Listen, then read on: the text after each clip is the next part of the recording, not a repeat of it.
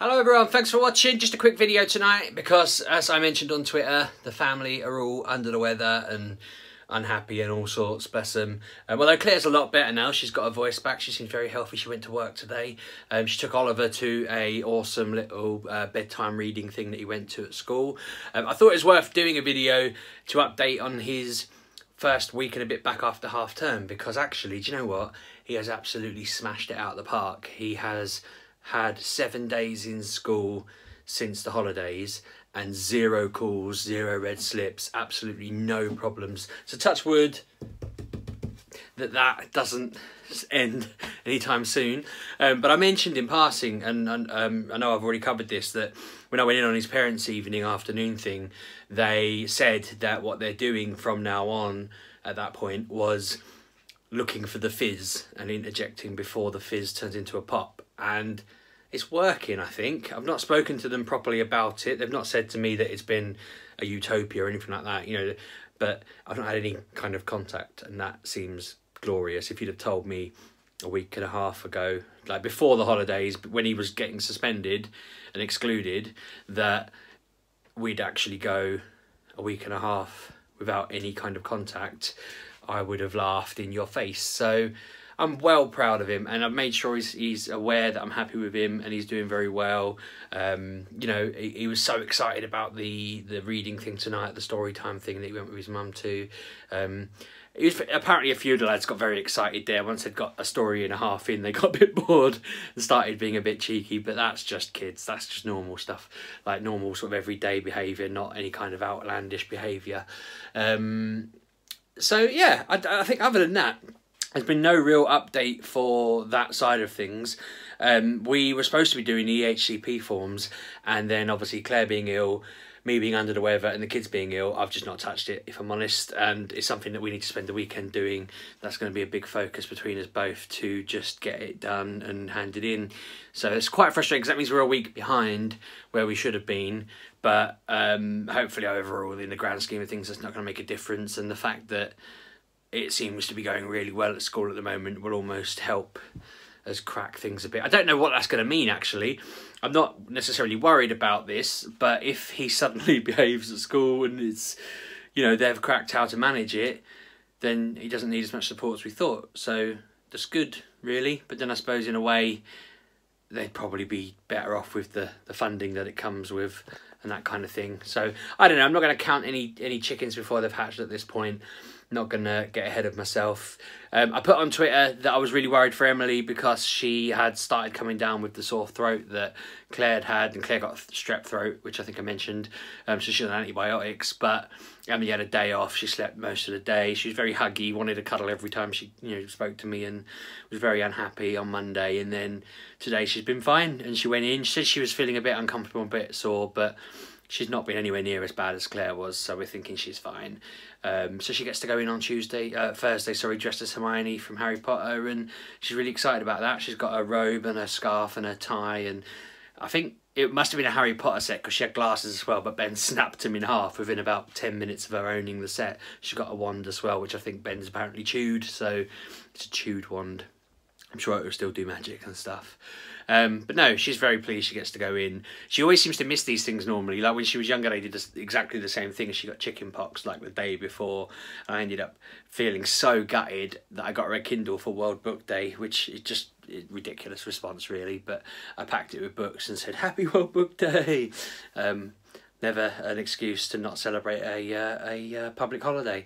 It's Pancake Day today as well, so we've had our weight in pancakes, which is welcome when you're not eating any kind of decent food. I've been eating all the vegetarian food for, the whole of February. I'm into what must be week 6 or 7 now of not eating meat. I'm really gutted because the Co-op had brought out a sandwich that was like this super barbecue flavoured vegetarian thing. I didn't read the ingredients. I wish I had done, and I actually thought to myself today, when I go in the shop and I pick it up, I'm going to write down what the ingredients are, because it's a great sandwich. I really like it. It was just perfect for me, exactly what I wanted. It just hit all the right kind of flavours and notes and whatever. I got there, they're stocking the shelf, and I thought, well, hey, I've arrived on sandwich refresh day, because it's always been the last 1 or 2 left, and I've gone in there. And damn it, would you believe he only put cheese sandwiches out? My sandwich is gone. It was a limited time thing.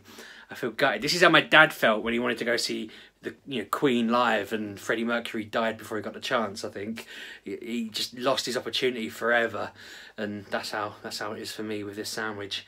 I've discovered an awesome... I'm so suggestible. I bought a drink because it said on it it was an elixir, and I thought in computer games they're basically things that make you, I don't know, full health, live forever. I can't remember now. So I bought it thinking, hey! And it's not the nicest drink, but it definitely perks me up. It's really good. It says on it vegetarian friendly in a brown bottle covered in silver and all this nonsense. And I just thought, I do like a marketing ploy. It's probably just gutter water or something, but they've stuck it in a fancy bottle. They've called it an elixir. They've said it contains vitamins and stuff, probably from all the bugs that have swam in it. But it's delicious. Yeah, well, it's okay. I say delicious. It's all right. I can't remember what that's called. I'm not going to plug them with that kind of review. It's gutter water full of bugs. But no, it's been fun exploring this and doing new things. Although it's heartbreaking that I've had to stop shopping in Tesco's because they only sell cheese sandwiches. And I thought I'd discovered an ally in the Co-op, and they've stopped selling me barbecue vegetarian thing. Plus, all their really cool stuff's not in their meal deal. It's outrageous. You guys who have been vegetarian for decades have spent so much more money on food than, you know, meat eaters like me who were just getting any old cheap. I mean, that's actually made me question things a little bit as well. The fact that it's so cheap to eat all this meat.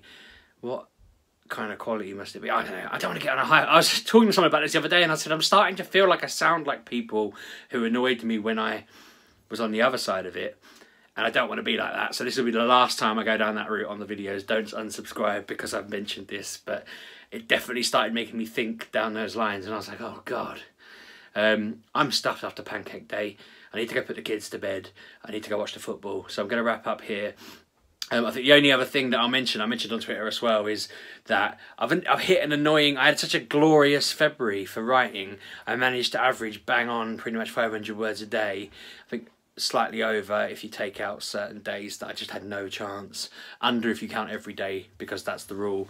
But I've written less than 500 words this month because everyone's been under the weather, and I've felt so just ill, which is gutting. I need to sit and now overcompensate for a couple of nights to fill the gap, but it's coming along really well. I've hit a few like logistical problems that I think I'm figuring out. It's so weird trying to tell a story and realising the scene you had in your head is impossible to write, or that you hadn't given yourself a way out of a problem, and the only way out you can think of is a little bit lame. And it's just, if anything's convenient, I feel like I have to go and fix it, or go back 10 chapters and make it so it doesn't look convenient or whatever. And it's interesting. I think once I'm done, I'll do a full breakdown of just the things that I found really challenging, because I think that'll be interesting, hopefully. Anyway, yeah, I will do a video tomorrow. I thought I'd do a video today just because I hadn't done one in like 3-4 days, but everything seems pretty cool. Really proud of Ollie. Emily's well, Claire's well, and Ben, bless him, he's over his cold. He's pretty much sleeping. He's not going to bed very easily, but he's sleeping through. Bless him, he's all red where he's just been snotty constantly, which is lovely. I've had to hold him facing away from me, which I think makes him feel a bit neglected, bless him. But I'm like, I don't, it's not anywhere near me, mate. I'd be all covered if I'd held him facing me. Anyway, enough of that nonsense. Thanks for watching. Subscribe, like, comment, and I'll see you tomorrow. Cheers.